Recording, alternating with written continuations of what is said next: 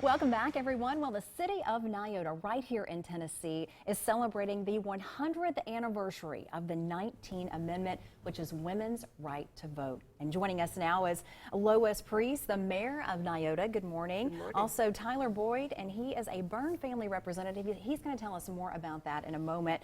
Plus, Scott Schrader, the executive director of Tennessee Overhill Association. Thank you guys so much for being here. Tell us a little bit about what's going on in Niota right now. Well, we are getting ready to celebrate this 100th anniversary of women's right to vote in the 19th Amendment. And we have several events lined up for the whole year. But we'll be starting out this Friday with the unveiling of our new mural, which was painted by Jade Lewis. And it's kind of a trip through history in the 19th Amendment, starting with Harry Byrne and ending up with the suffragettes. Speaking of Harry Byrne, tell us how you are related and how he made such an impact in Niota so many years ago. Well, he was my great-granduncle. I descend from his brother Jack.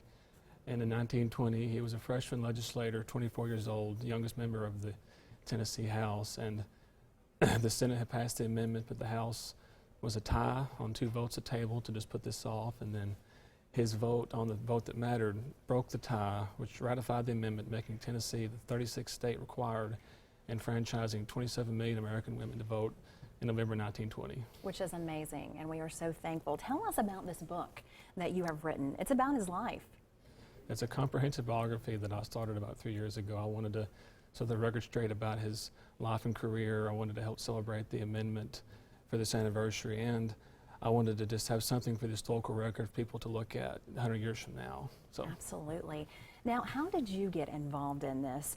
Scott, tell us more about why you wanted to be a big part of this. What's going on in Niota over the next few weeks? Well, one of the things Tennessee Overhill does is we try to make sure that history is alive, it's relevant, and it's engaging to people, and we see how history affects us in the here and now. So when Lois came to me and said, all right, we got this event coming up, what are we going to do? We started looking at all the different ways that this is just, it's such a fascinating story, how the last step taken by so many other people, all the other steps that were taken by people in, everywhere from New York throughout the country, the final step happened here. And it's so fitting that it took place at a front porch written by a mom to her son. And it tells itself, really. It really does.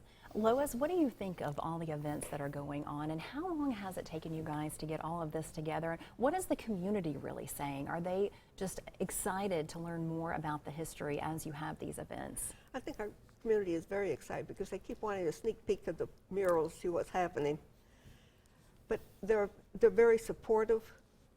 They comment that they will be there. What can we do to help you out? And like we have some that are working in the 1920s job fair. They just volunteered to do it. Tell us about that job fair. Well, we wanted to do something for women, and we have the women's jobs, the military, teaching, library. We'll have some secretarial material there, the health industry. I think that's it. Wow. And a lot of folks will get to also see that. And the telephone industry also with the switchboards. And that will be on February 1st, correct? Yes. All right, so folks can check out that on February 1st. As far as Mr. Byrne, and folks would like to learn more about how he made such an impact in the community, how do they do that? Well, they can purchase my book, Tennessee Statesman Harry T. Byrne, which is available on Amazon at all the bookstores in the state. And they can come to our event on Saturday, February 1st, and we'll be talking all about that. So a lot of information there. Again, if folks would like to check it out. And is there a website that folks can go to learn more about the Centennial?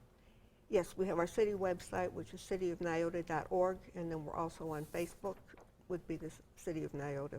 Now, Mr. Boyd, are you still living in the area? Yes, and your family's still there, 100 years later. Yes, not many of us left, but my mother and my aunt live in North Athens, and they commute 5 minutes to Niota every day, and they own and operate a family-owned hosiery mill that Harry T. Byrne's father co-founded 118 years ago. Wow. Okay, so if folks would like, that's an amazing, amazing story. If folks want to learn some more information, they need to check out the book. Also, if they want to register, they need to go where? Register to vote. Or register for the event or to vote? They can register to vote at our event on Saturday, which will be held in the Niota Depot, which is the oldest depot in the state of Tennessee. Wonderful. All right. Thank you guys so much for being here and sharing a piece of history, such an amazing story. Thank you so much. Well, stay with us, everybody. We will be right back on Let's Chat right after this.